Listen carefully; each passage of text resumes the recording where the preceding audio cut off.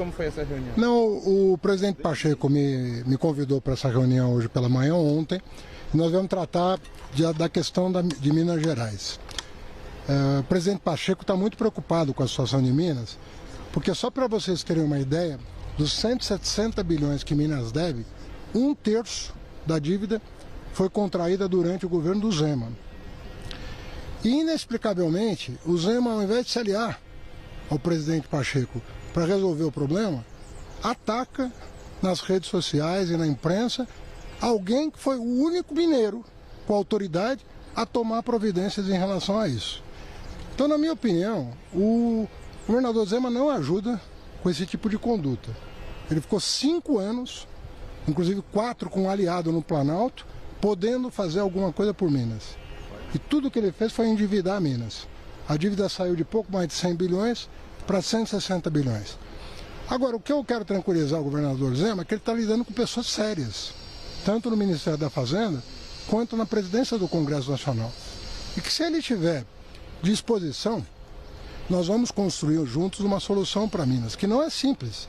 Envolve várias questões jurídicas, envolve o Pacto Federativo, mas ninguém mais do que o presidente Lula sabe da importância de Minas para o Brasil, sabe da relação que ele tem com Minas Gerais.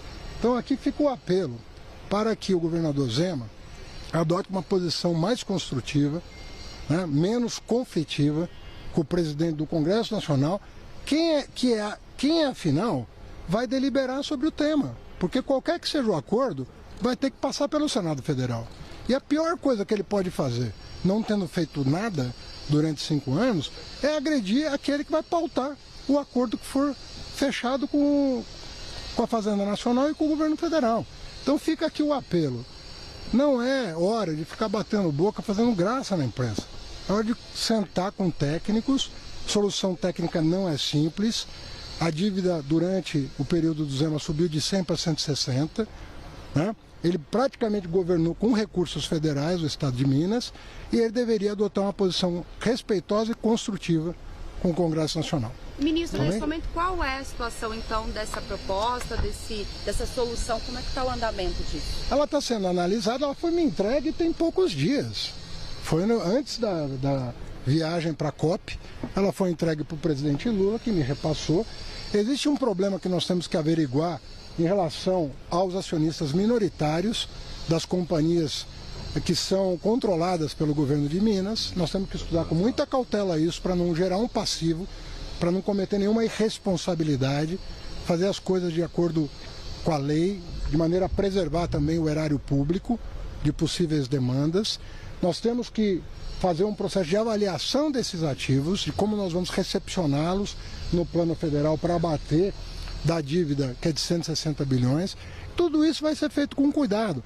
Nós já havíamos combinado com o vice-governador, porque o governador não participou da reunião que tratou desse assunto, nós já havíamos discutido com o vice-governador de Minas que nós íamos pedir até 31 de março do ano que vem um prazo para a Justiça para que Minas continuasse não pagando a dívida. Ou seja, dando um benefício adicional do previsto em lei para Minas. E o que a gente recebe em troca é um desaforo. Não faz sentido isso. Minas é muito querida em Brasília. É um estado muito querido aqui pelo governo federal. Nós não vamos confundir uma coisa com a outra. A questão política ideológica não tem nada a ver com o nosso pacto federativo em proveito dos estados que estão precisando de um aceno federal. Eu nunca me recusei a receber os governadores que estão com dívidas muito elevadas. Nem Minas. Agora, eu conversei com o vice-governador de Minas. Com o governador, eu nunca tive a oportunidade de conversar. A não ser quando ele veio cobrar a restituição do dinheiro que o Bolsonaro tinha tomado dele, dos combustíveis. Aí ele sentou comigo. Ou seja, para receber, ele veio sentar comigo. Mas para discutir uma solução para a dívida, 1/3 da qual feita por ele, ele não senta comigo. Eu fico sabendo pelo jornal que ele agride o presidente do Congresso Nacional. Isso não é construtivo, isso não é bom. Nós vamos prorrogar até 31 de março, conforme eu afiancei para o vice-governador, o prazo para ver se nesse período do primeiro trimestre, mas já desde já trabalhando, a gente encontra uma solução.